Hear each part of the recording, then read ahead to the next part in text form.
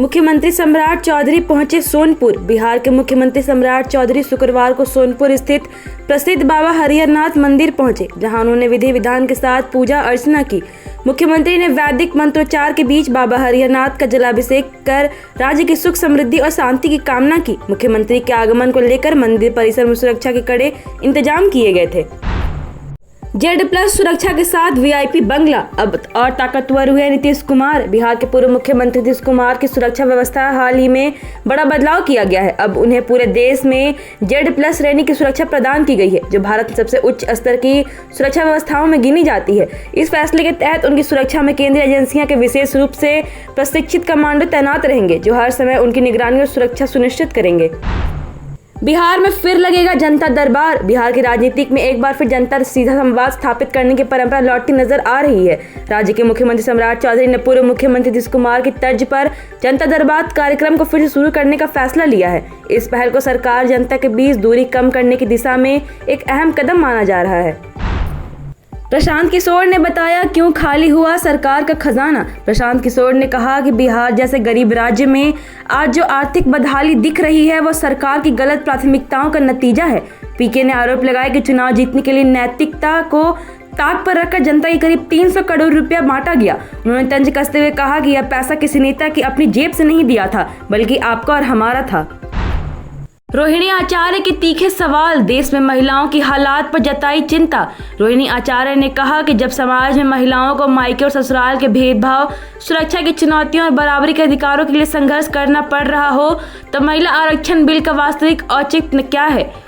उन्होंने अपने पोस्ट में लिखा कि देश में बड़ी संख्या में गरीब महिलाएं शिक्षा से वंचित हैं और आर्थिक तंगी के कारण आत्मनिर्भर नहीं बन पा रही हैं। लोकसभा में बोले पप्पू यादव, सदन में लगे सेम सेम के नारे। पूर्णिया से सांसद पप्पू यादव ने तीखे और विवादित बयान देकर सदन का माहौल गरमा दिया है।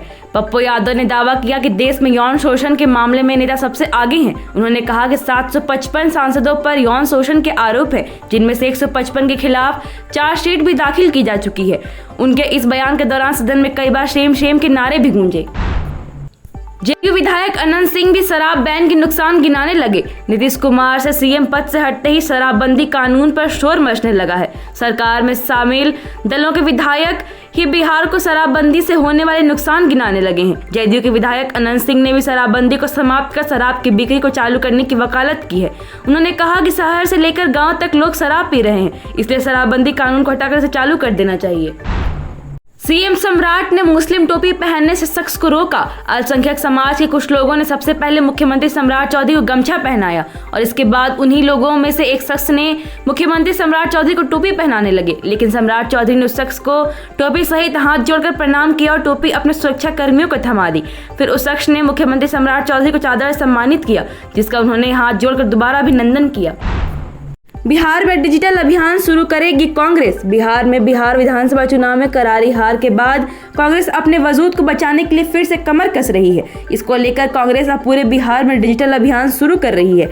इस बात की जानकारी कांग्रेस के प्रदेश अध्यक्ष राजेश राम ने प्रेस वार्ता में दी। सीएम सम्राट चौधरी को धमकी देने वाला गिरफ्तार। मुख्यमंत्री सम्राट चौधरी को जान से मारने की धमकी देने वाला आरोपी शेखर यादव गुजरात से गिरफ्तार कर लिया गया है। बताया जा रहा है कि शपथ ग्रहण के दिन आरोपी ने फोन कर 24 घंटे के भीतर मुख्यमंत्री सम्राट चौधरी को जान से मारने की धमकी दी थी। इस मामले को लेकर मुंगेर जिले के संग्रामपुर थाना में प्राथमिकी दर्ज कराई गई थी। Thank you so much for watching this video. Don't forget to like, comment, share and subscribe.